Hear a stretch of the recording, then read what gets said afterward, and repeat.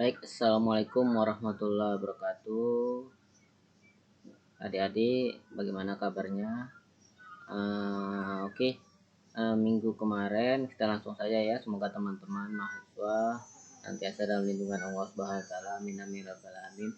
Oke, minggu kemarin kita sudah membahas, saya sudah mengirimkan video tentang penjelasan penjelasan tentang pemberdayaan. Nah, hari ini saya akan coba menyampaikan materi tentang prinsip pemberdayaan masyarakat.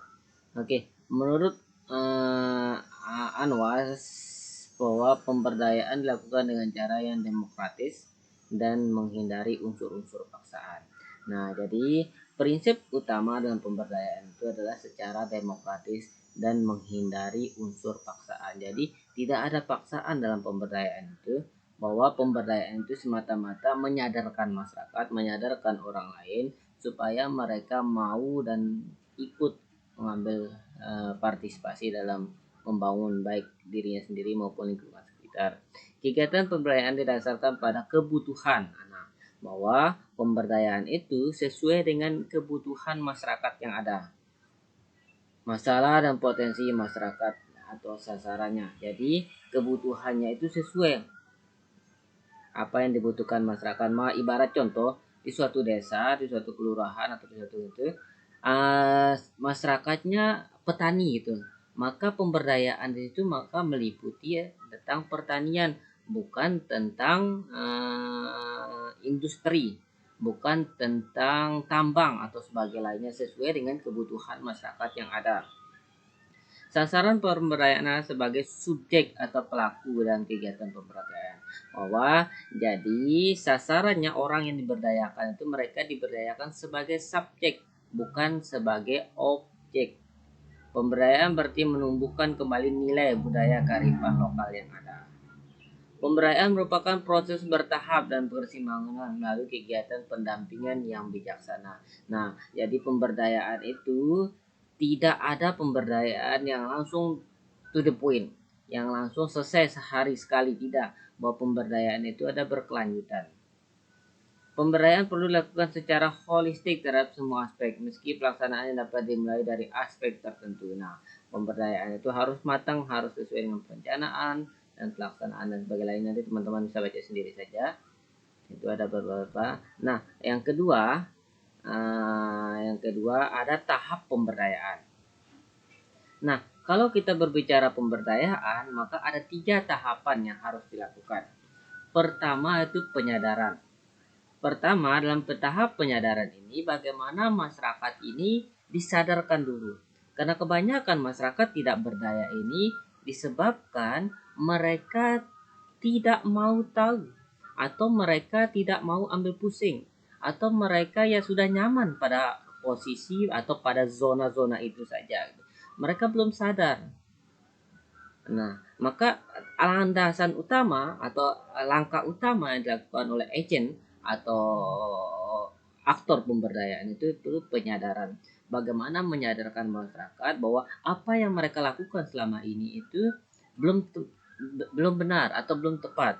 Misalkan dalam pertanian, ibarat kita ambil contoh saja, masyarakat kita masih mengandalkan pupuk kimia lah, ibarat contoh kita ambil contoh, kita sadarkan bahwa masyarakat bahwa penggunaan pupuk kimia ini pertama bisa menyebabkan lingkungan, bisa mengefek pada lingkungan, atau bisa menyebabkan kelangkaan dan sebagainya. Ini kita sadarkan, bagian dari penyadaran. Nah, kita ajak masyarakat menggunakan pupuk organik yang semuanya ada disediakan oleh alam gitu loh. Nah, ini langkah-langkah pertama itu penyadaran. Mengajak masyarakat untuk sadar bahwa atau kita ubahlah mindsetnya, pola pikir masyarakat kita, bahwa kita hidup itu sama. Bahkan kita lahir ke dunia ini dalam posisi sama. Tidak ada satupun manusia, bahkan siapapun tidak ada yang lahir di dunia ini dia lahir dengan membawa pakaian kostum seragam. Tidak ada. Semua kita lahir dalam keadaan, mohon maaf, kita telanjang bulat gitu. Nah, jadi inilah penyadaran, bagaimana menyadarkan, bagaimana membangun mindset, pola pikir, merubah mindset, merubah pola pikir. Inilah dalam langkah penyadaran. Kedua, pengkapasitasan. Setelah kita melakukan penyadaran, bahwa selangkah berikut yaitu pengkapasitasan. Bagaimana masyarakat ini diberikan kemampuan, diberikan keterampilan, diberikan pelatihan, diberikan workshop, diberikan pembinaan. Yang mereka tidak punya keterampilan, mereka yang tidak punya keahlian, maka disinilah diberikan pengkapasitasan. Maka dilakukanlah pembengkelan, diberikanlah atau dibukalah workshop, dibukalah kursus, inilah tahap pengkapasitasan. Setelah kedua tahapan ini dilakukan, maka yang ketiga pendayaan. Nah, setelah mereka yang dilatih dari di bengkel, diberi keterampilan menjahit, dilatih menjahit dan sebagainya. Nah, bagaimana mereka ini agar bisa berdaya? Maka pemberian daya, pendayaan. Maka pemberian daya ini itu baik bisa melakukan seperti yang menjahit, bisa mereka diberikan mesin jahit. Jangan diberikan uang, tetapi diberikan alat supaya mereka sebagai subjek, bukan sebagai objek. Atau ibaratnya berikan dia pancing, jangan berikan dia ikannya gitu. Nah, kalau inilah dalam bentuk pemberian 3 langkah ini. 3 langkah dalam pemberdayaan masyarakat itu. Nah, pengkapasitas nanti teman-teman bisa baca sendiri. Nah, ini ada elemen untuk mengembangkan kapasitas, meningkatkan kemampuan. Ada 5 yang harus dilakukan.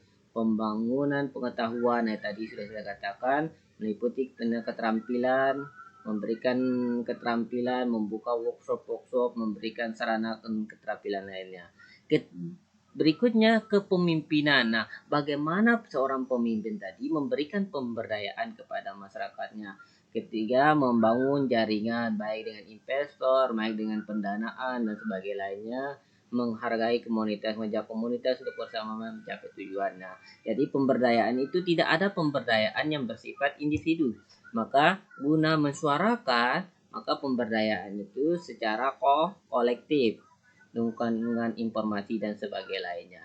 Jadi itu teman-teman, hari ini saya mengirimkan 2 materi. Pertama tentang prinsip pemberdayaan, yang kedua tentang tahapan-tahapan dalam pemberdayaan itu sendiri.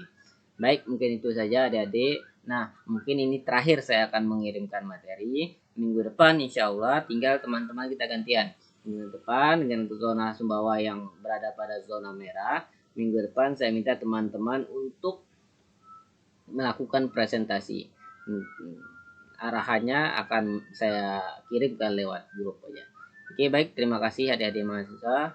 Lebih kurang saya mohon maaf. Assalamualaikum warahmatullahi wabarakatuh.